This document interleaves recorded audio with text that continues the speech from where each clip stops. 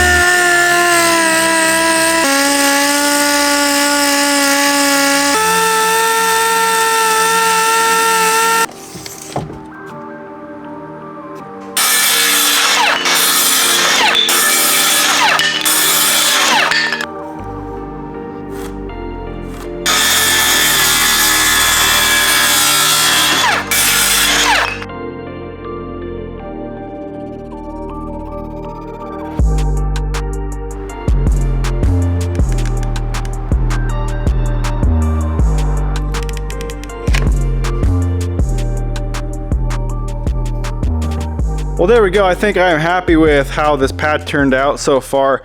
Actually, this Polyvance stuff actually works really good. It's flexible, sands really good. It filled in all those little cracks and all the little imperfections really well. So I am happy with it. It's not perfect. Some of these areas where they had like the really big cracks, you can see it kind of like swelled it up. So I sanded it down as much as I could.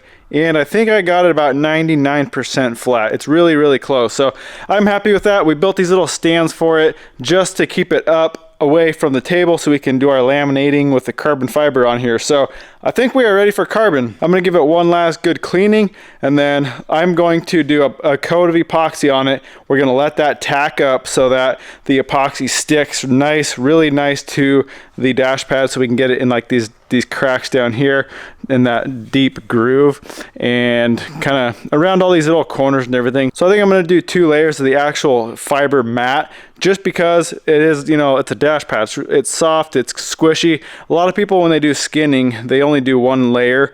I'm going to do 2 just to be sure it's strong enough. So that's the game plan. Let's get after it, and hopefully this thing turns out good.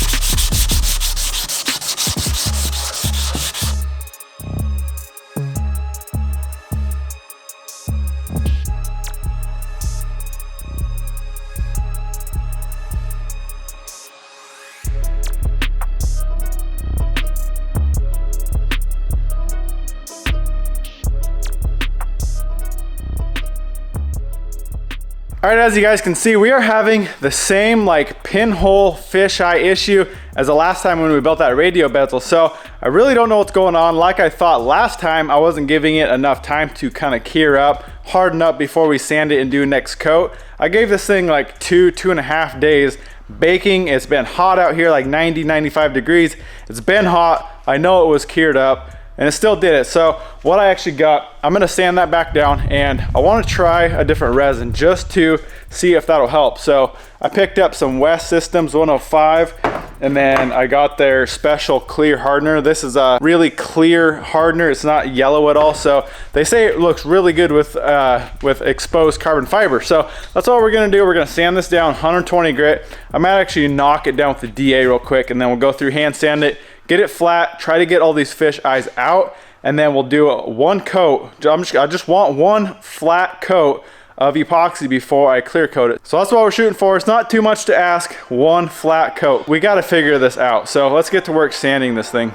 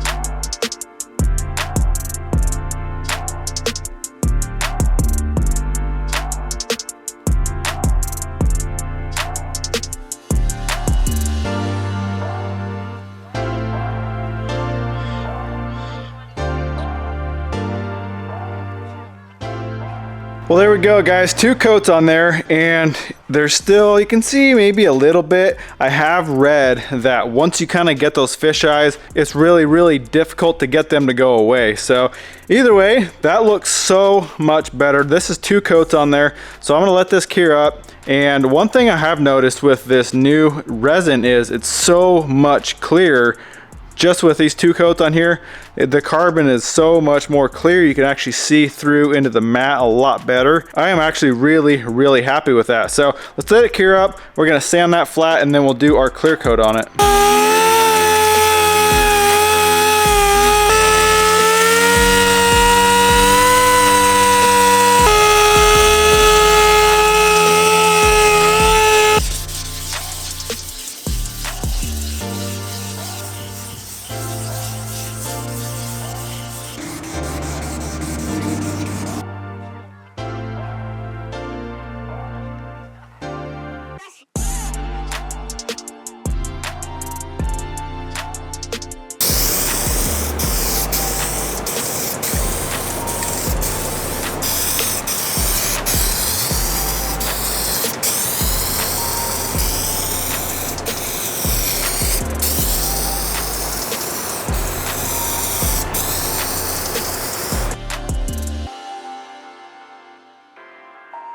Well, there we go, guys. Got the clear coat on now. What I did is a matte, kind of a matte or a satin clear, just because when you have that dash up here really shiny, it's going to reflect off the windshield, and it's just going to be very annoying. So hopefully the matte will kind of cut down on the glare. All in all, this thing didn't turn out too bad for, you know, the issues we were having with the fish eyes. Got most of them out. There's a couple little pinholes here and there, and it's a little bit wavy just because the dash pad itself was so messed up. But either way, I'm liking the look of this. Let's throw it in the truck and see how it looks in the truck.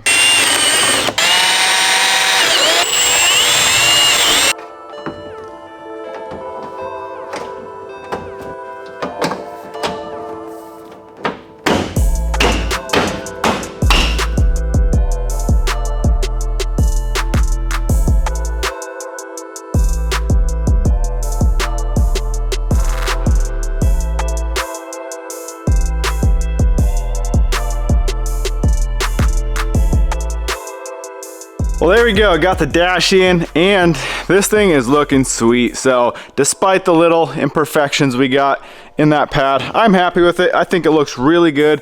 I think it really complements everything else we've done on this dash with the other carbon fiber, the white, the black. I think it all really goes together and flows nice. Well guys, like I said, the dash could have turned out better. We had our few mishaps with that resin. Like I said, this West System epoxy laid down so much better. I think if we started with that and went with that stuff throughout the whole process, I think it would have turned out a lot better. We wouldn't have had all those little pinholes and those fish eyes. I think it would have looked a lot better.